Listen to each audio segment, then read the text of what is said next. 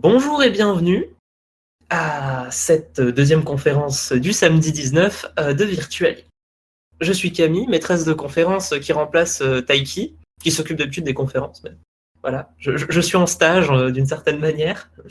Et aujourd'hui, pour cette conférence, nous accueillons Christopher Shandokan, ici présent, qui va vous parler des mythes et légendes. Pour commencer, tu peux te présenter. Bonjour, je suis Christopher Shandokan.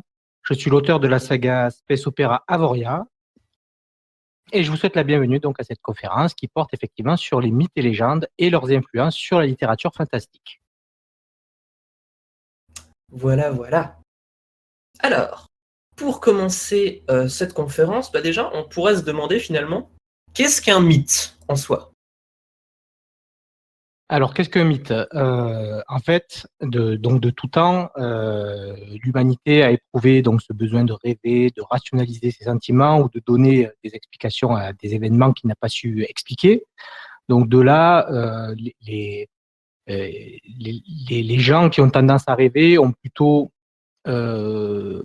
créé des histoires ou inventé des histoires, et en fonction de ce qu'ils ont, de ce qu'ils ont perçu, de ce qu'on leur a raconté, un mythe est né. Donc il y a toujours une part de vérité dans un mythe, la plupart du temps, et à partant de là, on en arrive à créer des mythes ou des légendes sur différents sujets. D'accord. Et du coup, on peut commencer directement à se demander quel est finalement le rapport entre le mythe, parce que finalement le mythe c'est un petit peu un mélange entre la fiction et la réalité, donc. Mais qu'est-ce que les mythes apportent justement au monde de la fiction en général? Voilà, donc en fait, je l'ai découpé en 5 parties, on va dire. Donc en fait, les historiens déjà, ils ont défini, on a 5 grandes périodes historiques, donc la préhistoire, l'Antiquité, le Moyen Âge, les temps modernes et l'époque contemporaine. Et chaque époque a eu son lot d'avancées dans le domaine. Et en ce qui concerne l'évolution des mondes fantastiques littéraires, donc on peut partir du point de départ, donc la préhistoire. Bon, dans l'histoire, forcément, la préhistoire, on n'a pas de traces écrites, vu que la préhistoire s'arrête avec la création de l'écriture. Donc, les seuls vestiges qu'on a de cette époque, qui va du paléolithique au néolithique, sont d'ordre artistique. Donc, on y retrouve des peintures, des sculptures, les Vénus, des iconographies, etc. Donc, ça, c'est la base du moment où les gens ont commencé à créer, à inventer, à imaginer. Donc ça, c'est le point de départ. Ensuite, pour la littérature et les légendes, justement, c'est quand on arrive à l'Antiquité, avec l'apparition de l'écriture, chaque peuple a développé ses propres croyances. Donc à la base, c'est des croyances. Il y a chaque peuple a créé ses idéaux, ses héros. Donc d'ailleurs, la plupart des gens appellent l'Antiquité l'âge des héros. Et dans cette ère, c'est là qu'on voit émerger les grandes civilisations, donc les Grecs, les Romains, les Égyptiens, etc., etc. Et en se tournant au départ vers les religions, on constate que les premières religions traitent souvent d'exploits, l'exploit des dieux, des demi-dieux. Donc c'est souvent des gens immortels avec une force colossale qui accomplissent des exploits. Et du coup, en général, quand on pense à mythologie, on se met à penser en général aux premiers dieux, les dieux de l'Olympe ou les dieux romains, les dieux grecs, les dieux égyptiens ou les vikings aussi, à ce genre de choses. Donc, après, pendant cette période, il y a aussi c'est là qu'ont apparu des premiers textes par exemple, on a l'Iliade et l'Odyssée qui datent de cette époque. L'Iliade qui va raconter la guerre de Troie, et l'Odyssée pardon, avec les voyages d'Ulysse et des mille avec les dieux. Et donc ces histoires dites homériques, donc qui sont d'ailleurs attribuées à Homère. Donc Homère qui était un Naède, donc c'est une sorte de poète ou de chanteur. D'ailleurs aujourd'hui son existence est remise en doute. Si ça se trouve, Homère n'a jamais existé et l'ensemble de ces textes ont été rassemblés et peuvent avoir été écrits par plusieurs personnes différentes. Voilà. Oui, Donc sinon, oui. sachant que les histoires, désolé de t'interrompre, oui, sachant que les histoires grecques à l'époque étaient très souvent, voire tout le temps, racontées à l'oral. Hein. C'était une tradition orale. C'est ça, c'était des poètes. En fait, c'était aussi chanté. D'ailleurs, comme je disais, Homère donc était censé être naëd, aveugle d'ailleurs, selon ce qu'on dit.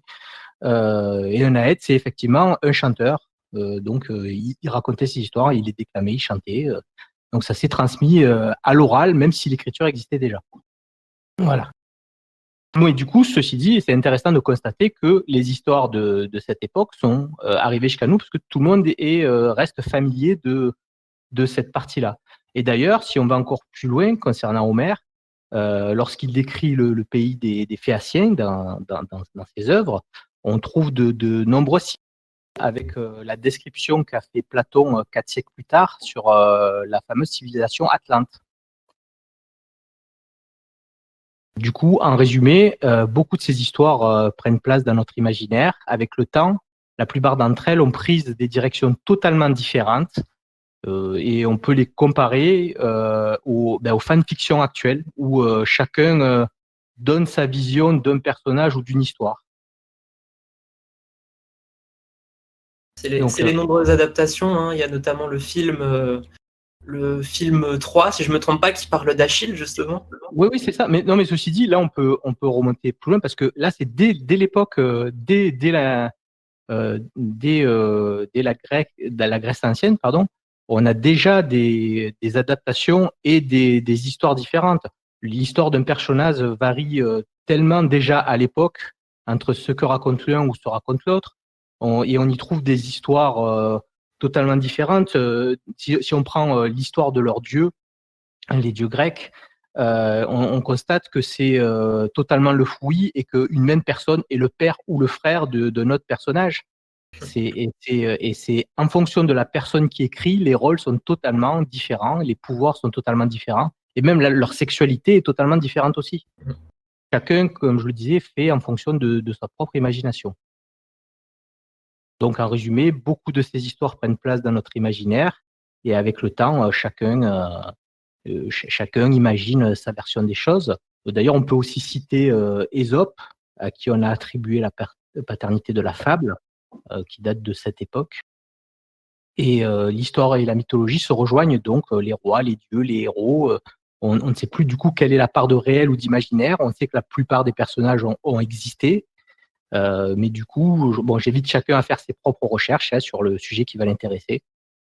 Donc jusqu'à la fin de cette période-là, donc qui se termine avec la chute de l'Empire romain en 476. Et c'est là qu'on arrive à l'étape suivante de notre voyage, au Moyen Âge. Donc le Moyen Âge, c'est une période qui dure un peu plus d'un millénaire, de mémoire. Et là aussi, on va partir sur autre chose concernant l'imaginaire. C'est-à-dire que là aussi, ça part d'une religion, donc le christianisme, qui se développe à travers l'Europe. Et donc, on ne va pas parler bien sûr de la religion à proprement dit, mais c'est intéressant aussi de constater que la plupart des textes et des récits de l'époque sont centrés sur cette croyance. Donc ainsi, les auteurs de cette période, ils n'hésitent pas à récupérer d'anciens textes ou légendes et d'autres récits ou faits historiques et à changer leur contenu pour l'adapter à son public. Donc par exemple, si je devais trouver un héros ou personnage historique mythologique de cette période, en général, à qui est-ce que vous pensez?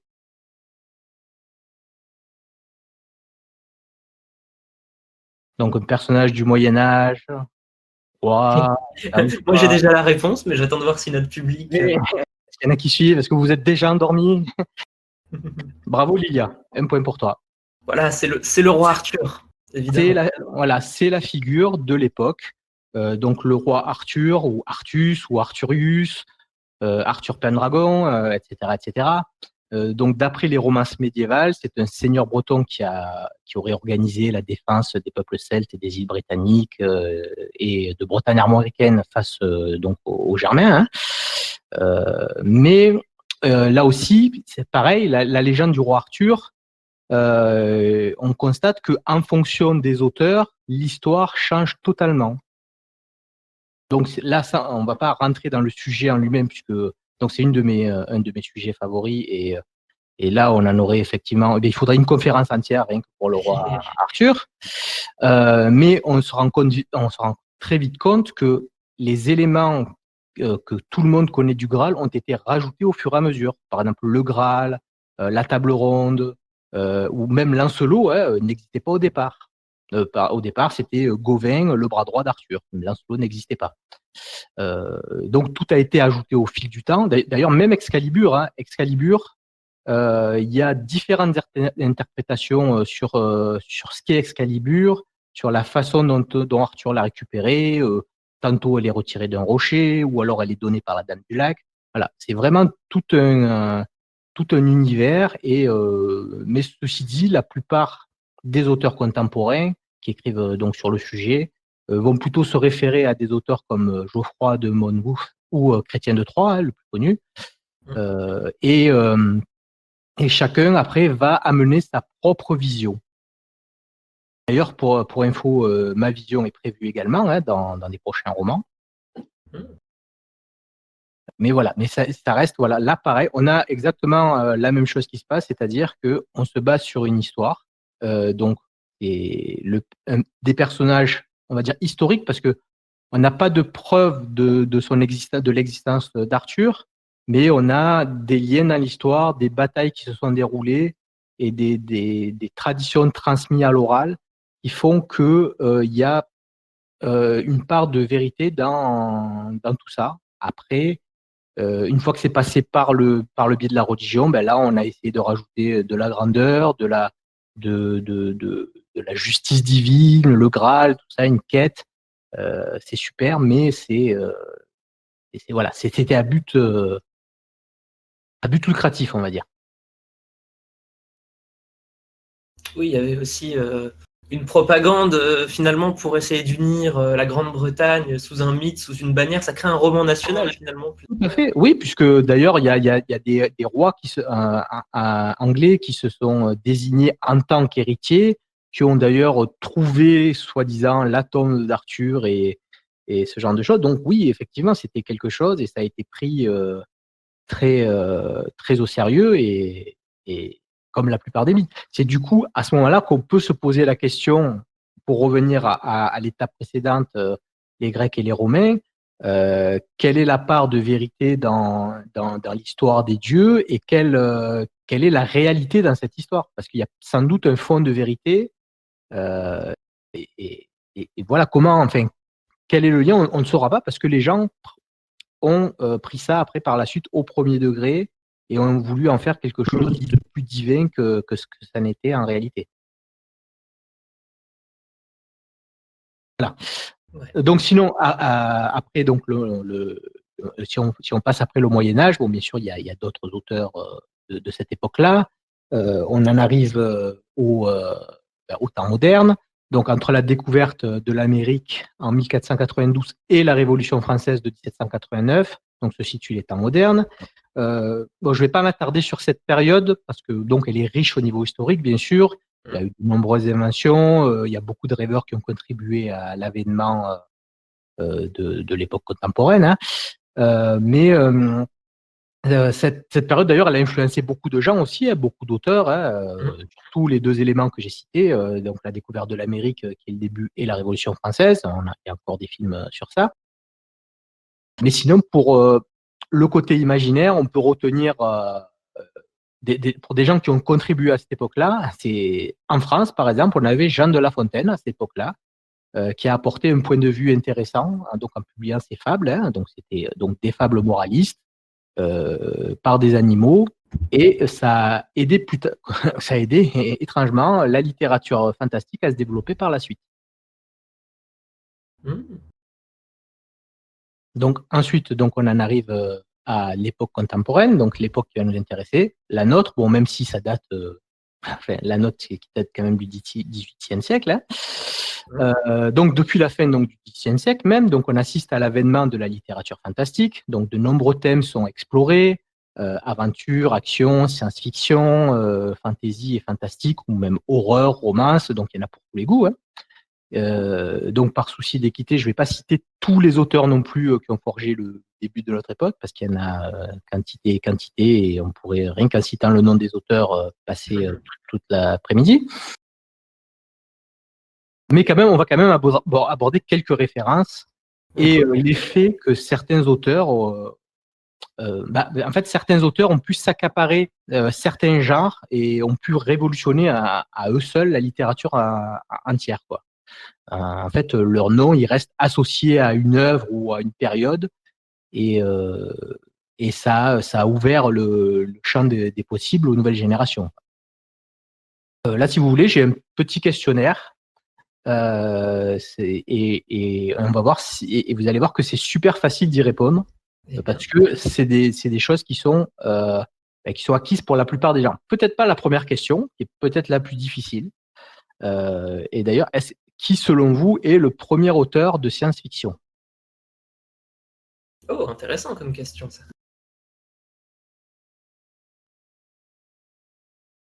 Absolument pas. Bravo, on a une bonne réponse, celle-ci. Ah, Effectivement, c'est Mary Shelley à travers Frankenstein. donc Jules Verne n'est pas un auteur de science-fiction. Ah si, Mais, si. Mais Mary Shelley a écrit Frankenstein, et c'est considéré comme le premier roman de science-fiction. historiquement, d'accord. Oui, évidemment. Voilà. Après, il y a des automatiques.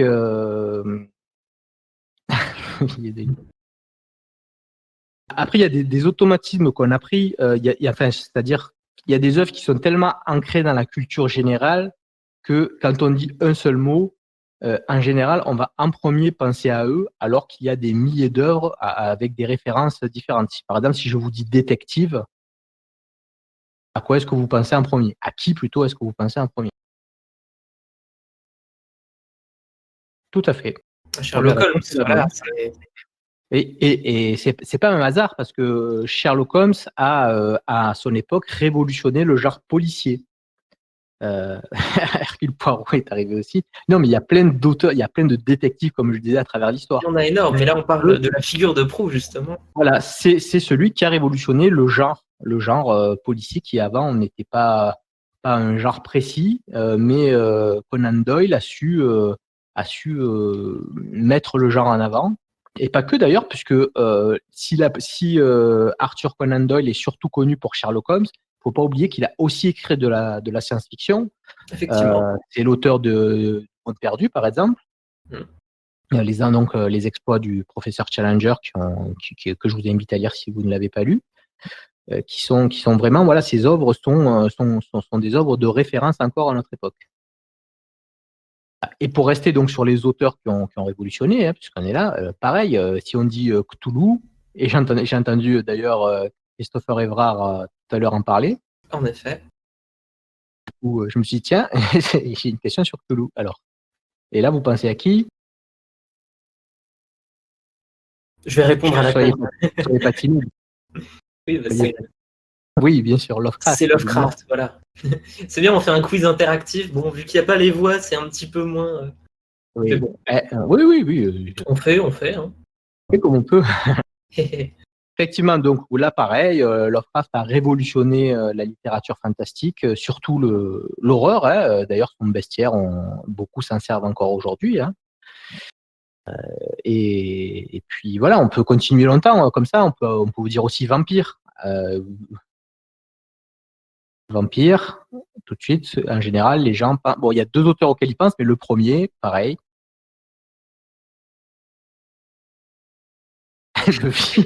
Non pas Buffy contre les vampires. C'était tentant, mais c'est pas mal. Et effectivement, c'est Bram Stoker. Il y a bien un C. Ouais. Pour l'info, il y a bien un C. Donc, Bram Stoker, effectivement, là, pareil, Bram Stoker s'est inspiré de... Oui, sinon, la seconde à qui on pense en général, c'est Anne Rice, effectivement, qui a beaucoup écrit aussi sur le mythe du vampire. Mais bon, si on en revient à Bram Stoker, lui aussi, pareil, il s'est documenté, il est allé prendre des légendes du monde entier. Donc, les vampires étaient déjà connus quelque part, mais en s'inspirant d'un personnage historique, d'ailleurs, Vlad Tepes ou Vlad l'Empaleur, pour les intimes. Oui. Il s'est approprié le mythe sur les vampires et du coup, aujourd'hui, la plupart des auteurs qui écrivent sur le sujet se sont inspirés à la base de lui. Bon, même si maintenant, à notre époque, on trouve des vampires phosphorescents, fluorescents, ce genre de choses. Le mythe a évolué, voilà. Mais le mythe, voilà, a évolué. Voilà. Donc après, on peut aborder tous les sujets. Après, pareil, tout le monde connaît, sans le citer, le père fondateur de la fantasy. Ça se tient à un nom. Pourtant, il y a beaucoup d'auteurs de fantasy. Mm. Vous avez le droit de donner le nom.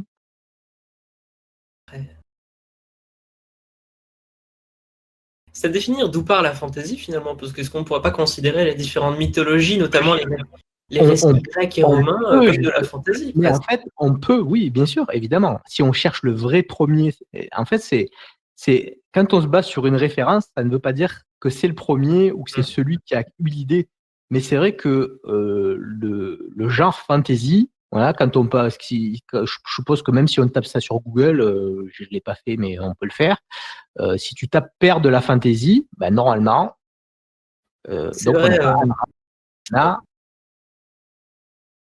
n'a plus personne. bon, c'est Tolkien, Évidemment. on est d'accord. Tolkien, oui. Parce que c'est vrai que du coup, dans l'inconscient collectif, l'appellation a quand même une valeur. Oui, après, on a énormément, comme j'ai d'auteurs qui ont su inventer, réinventer les mythes. Bon, après, Tolkien, il est parti, le fait que ce soit un linguiste, il a carrément écrit le langage elfique, ce genre de choses. Donc, il a eu des dignes successeurs. Hein. On a des auteurs de fantasy à notre époque qui sont vraiment incroyables. Hein. Et c'est vrai que c'est parti de là et qu'il a pu, à partir du moment où un large public s'est rassemblé derrière une œuvre, ça donne vie, ça permet aux générations suivantes de pouvoir proposer quelque chose. Donc, du coup, après, quand on arrive au début du XXe siècle, avec l'âge d'or des comics, de la BD et ce genre de choses, ça donne un nouveau souffle aux créateurs de l'imaginaire. Et donc, il y a aussi donc l'apparition des médias, hein, la télévision, le cinéma, et tout à partir de là a contribué à sa propagation. Donc, l'inspiration est partout, les gens piochent dans l'imaginaire, dans les souvenirs, dans les bestiaires des auteurs. Et du coup, quand la plupart des gens écrivent maintenant, ils vont avoir tendance à se référer à un bestiaire qu'ils connaissent déjà. C'est très facile d'utiliser des orques ou des trolls ou ce genre de choses dans ces romans, ou les changer légèrement. D'ailleurs, je me suis moi-même, hein, donc j'écris de la science-fiction mélangée avec de la fantasy, mais les races que je crée, je me suis très vite rendu compte qu'au final, ça ressemblait à quelque chose qui existait déjà. Et les antagonistes de mon histoire ne sont ni plus ni moins que des orques avec un autre nom. Si simple que ça. Oui, voilà, c'est. Du coup, donc à notre époque, le problème, c'est que ces dernières années, les gens, enfin, on va dire Hollywood carrément, qui a perdu le côté créatif pour se concentrer sur des valeurs sûres. Le problème, c'est que ça épuise rapidement les sujets entre les remakes, les reboots et toutes les autres surenchères. Ils usent les concepts jusqu'à la corde, et c'est une période du coup qui deviennent difficiles. Après, il y a des chaînes comme Netflix ou ce genre de choses qui permettent à des auteurs de sortir, hein. Mais globalement, les gens se ferment facilement à notre époque, alors qu'il y a dans le monde de la littérature, il y a beaucoup d'auteurs qui sortent, il y a beaucoup d'histoires incroyables, et on en arrive au final à faire vivre le genre, puisqu'il y a toujours une demande au final. Donc je pense que dans les années qui viennent, le meilleur est encore à venir pour les auteurs. Et oui, c'est quelque chose qui ne s'est jamais d'évoluer finalement. Ah oui, c'est ça. En fait, c'est une évolution au fur et à mesure, parce que on a beau se référer à des choses, on peut pas dire non plus, parce que il y en a qui disent oui, mais tout a été inventé. C'est pas le cas, parce qu'au final, le fait d'apporter un point de vue nouveau, du sang neuf ou dans une œuvre. Après, je suis pas non plus fan des personnes qui dans un concept vont ressortir une histoire et vont lui coller une étiquette. Bon, je peux donner un exemple tout simple, puisqu'on parlait du roi Arthur tout à l'heure. Il y a quelques années, sorti la série Merlin. Ah oui, en effet. Donc, c'est l'histoire de Merlin jeune, donc plus jeune qu'Arthur, qui arrive à Camelot, qui existe déjà sous le père d'Arthur. Et au final, l'histoire s'est totalement détachée. Et je me dis qu'avec le recul, que si l'histoire ne s'appelait pas Merlin et qu'elle avait un autre nom, elle aurait été peut-être mieux accueillie. Parce qu'au final, c'est juste, on a juste collé le nom Merlin pour faire pour attirer les gens. Et c'est ce qu'on a tendance à faire maintenant. Oui, c'est estampillé, c'est une marque. C'est ça, voilà. Et toutes ces dernières années, la plupart des séries qui sortent, soit sont quelque chose d'estampillé, soit sont tirées d'un roman qui a très bien fonctionné. Mais pour les gros titres ou les dernières adaptations qui sortent, il n'y a pas réellement de nouveautés. Il n'y a pas de risque pris réellement. Bien. Alors, on a une petite question de Kmil, si je prononce bien le pseudo. Le fait que le cinéma soit emparé des thèmes de la fantasy n'a pas permis de démocratiser le style, plutôt.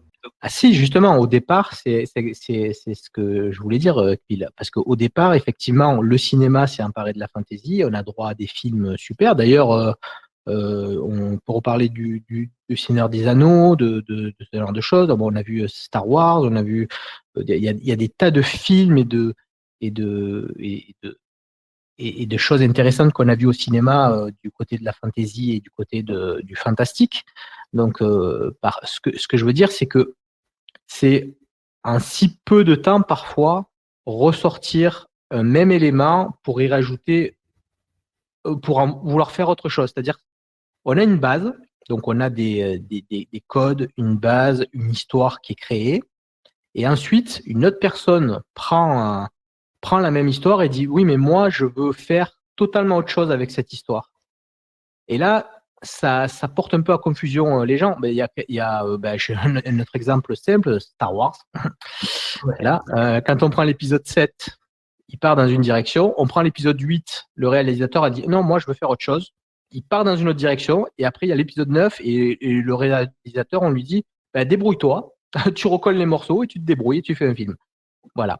Donc, c'est le fait que ce ne sont pas les auteurs qui décident d'un truc et que ce sont les réalisateurs au cinéma, a pu faire beaucoup de mal, mais pour en revenir à ta question, oui, bien sûr que ça fait du bien ça a démocratisé totalement la fantasy et c'est très bien, c'est une très bonne chose. Du coup, s'il y a d'autres questions. Eh bien, moi j'ai une petite question, ensuite on pourra passer aux questions du public, c'est est-ce que tu as un panthéon de référence? Est-ce que tu as une préférence pour certaines mythologies?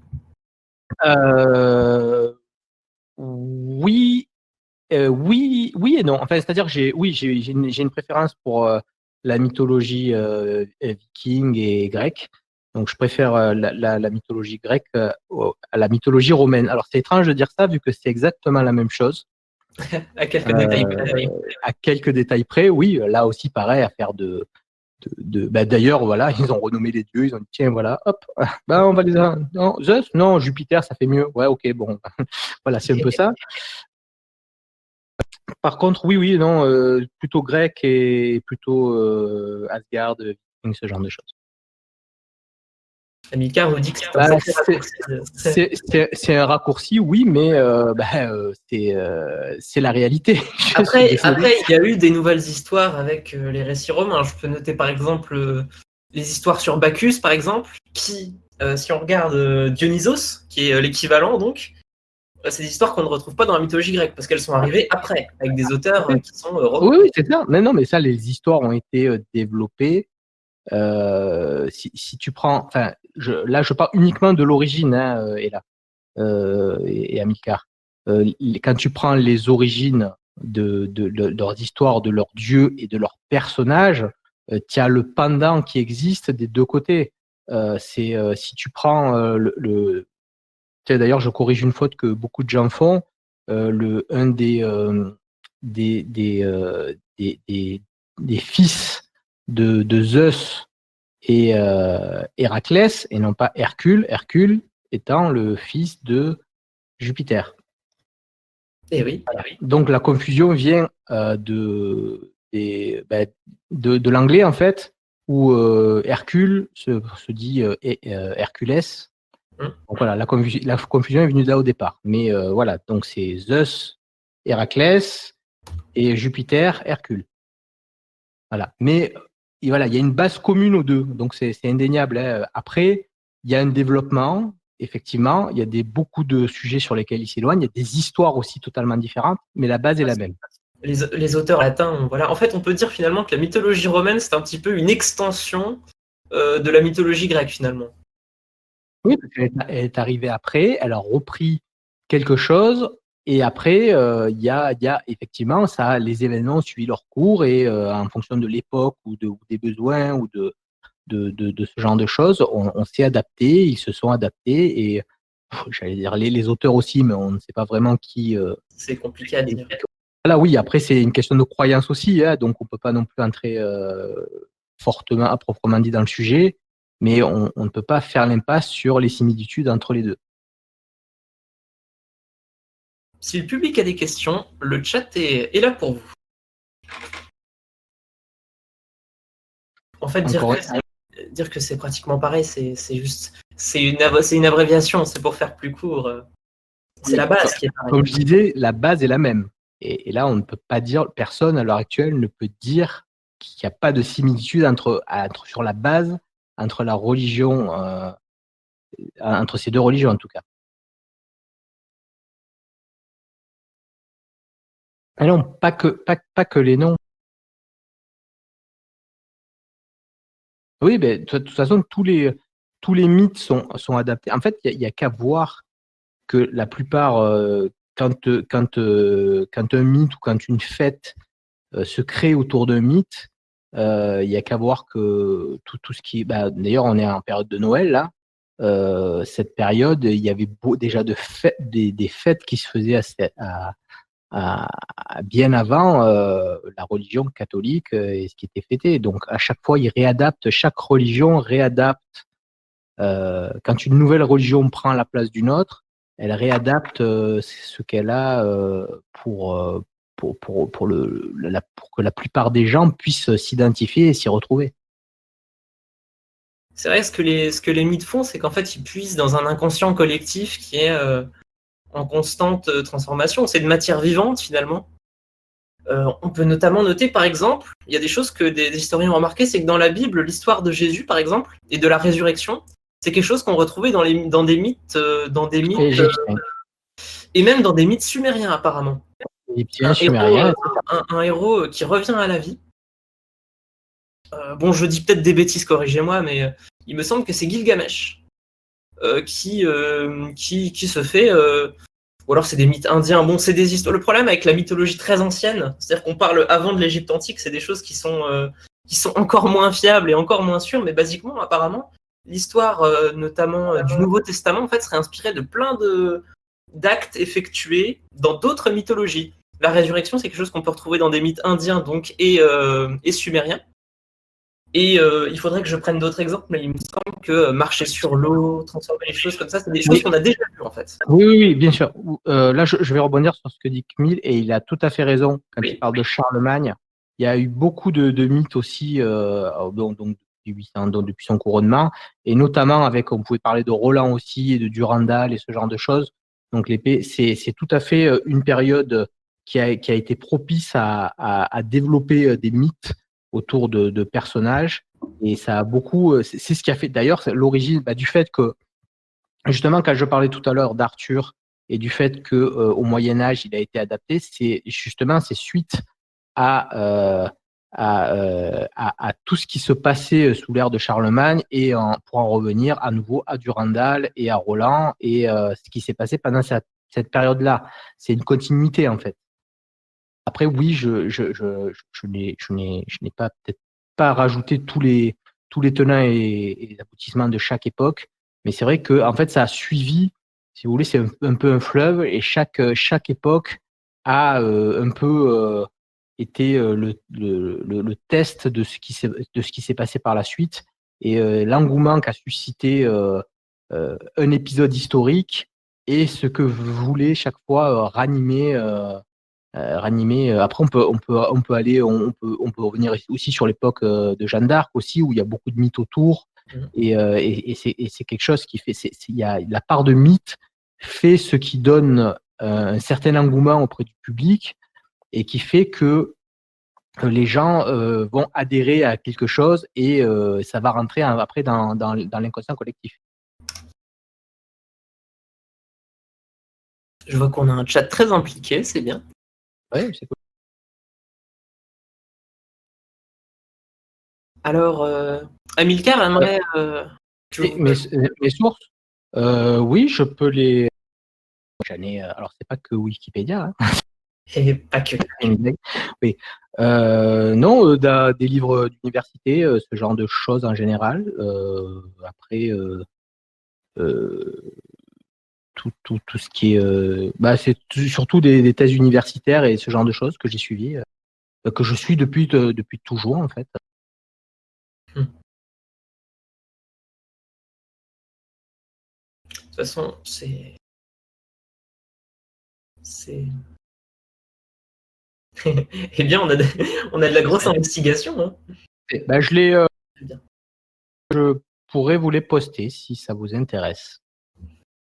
Bah écoute, tu pourras les mettre en visuel, au moins après la conférence, tout le monde pourra aller jeter un œil. Oui, ce sera le plus simple. Oui, j'ai bien compris. Non, j'exagère sur l'investigation, mais bon, c'est juste. Vous êtes curieux. On a des Sherlock Holmes dans le. Voilà. Il faut vérifier les sources. Il faut toujours vérifier les sources. C'est ce que j'encourage tout le monde à faire, en général. Si on a quelque chose de notable, c'est qu'en fait, un mythe a toujours une part de réel, du coup. Il y a toujours. Dans la plupart des cas, oui.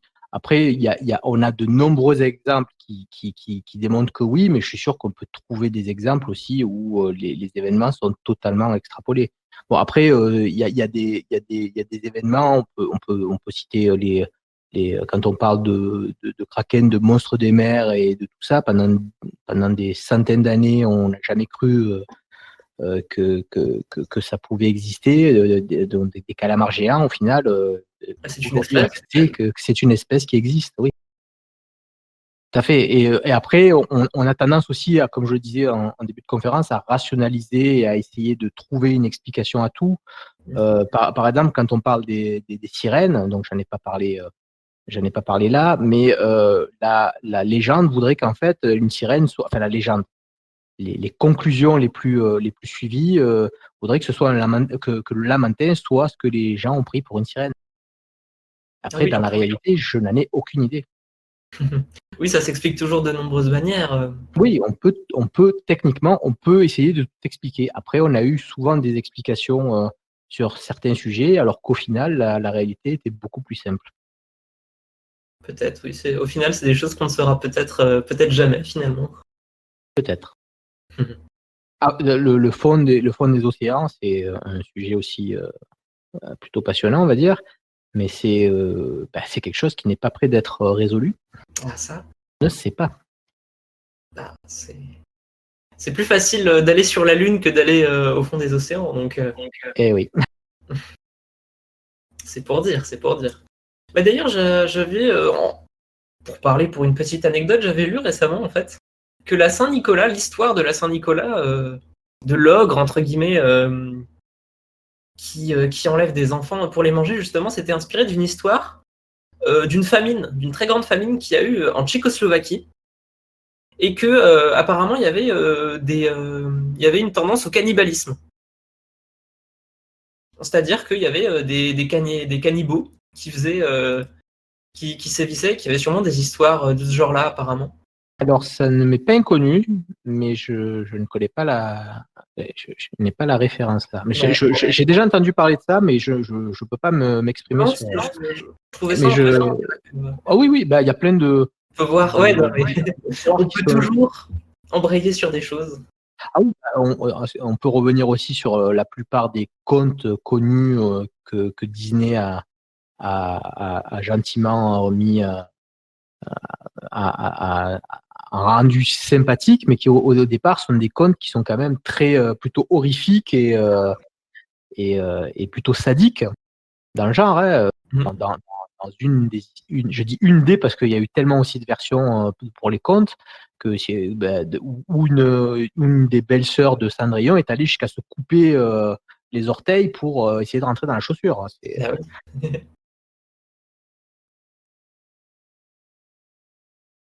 Enfin, au final, chaque idée peut être à chaque fois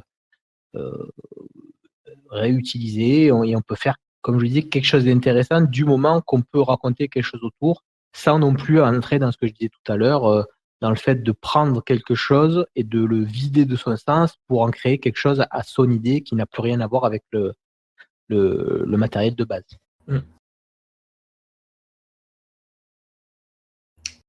Voilà, voilà. Si vous avez encore des questions. Voilà. Sinon, si vous aimez la science-fiction et, euh, et aussi tout ce qui est horreur, ce genre de choses, je vous invite aussi au-dessus, il y a Gwendoline Cachia et c'est vraiment très intéressant ce qu'elle fait. Ah. Voilà, vous avez vu que je parle d'une autre personne et pas de moi. Sinon, je vends aussi des bouquins accessoirement. Ah, mais vas-y, hein, tant qu'à faire. Donc, oui, je fais de la science-fiction mélangée à de la fantasy. C'est une trilogie. C'est le second est sorti au mois de novembre. Et par la suite, il y aura effectivement une saga d'Heroic Fantasy avec certains éléments dont on a parlé aujourd'hui.